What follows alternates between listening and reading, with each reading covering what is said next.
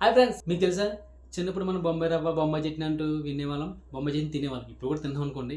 ఎందుకే వాడికి ఆ పేరు ఎలా వచ్చింది తెలుసా? ఒకప్పుడు మన దేశంలో డబ్బున్న నగరం ఏదైనా ఉందా అంటే ఇది బొంబాయే.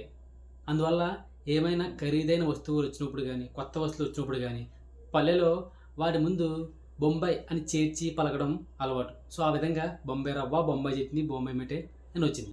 అలాగే భార్యలకి వాళ్ళని పొగిడినప్పుడు వచ్చే హ్యాపీనెస్ కన్నా వాళ్ళకి నచ్చని వాళ్ళని తిట్టినప్పుడు వచ్చే హ్యాపీనెస్ చాలా ఎక్కువ అంట. అలాగే కొరియాలో ప్రేమికుల రోజున అమ్మాయిలే అబ్బాయిలకి గిఫ్ట్లు ఇస్తారంట. బాగుంది కదా.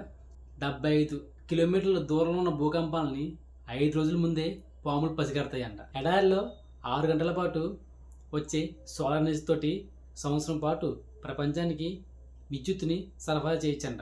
యాపిల్స్లో అన్నిటికన్నా తీయనైన యాపిల్ ఏంటో తెలుసా? Black diamond. లాంగ్ ఫ్లైట్ జర్నీలో పైలట్స్ నిద్రలోకి జారుకుంటారంట. చైనాలో చెట్లకి క్యూఆర్ కోడ్స్ ఉంటాయంట. ఏటా 7 సెంటీమీటర్ల కదిలే కండం ఏంటో తెలుసా? ఆస్ట్రేలియా. దోమలు బ్లూ కలర్ లైట్లో ఎక్కువగా ఉంటాయంట. వీడియో నచ్చితే లైక్ చేయండి, షేర్ చేయండి, సబ్స్క్రైబ్ చేసుకొని మర్చిపోకండి.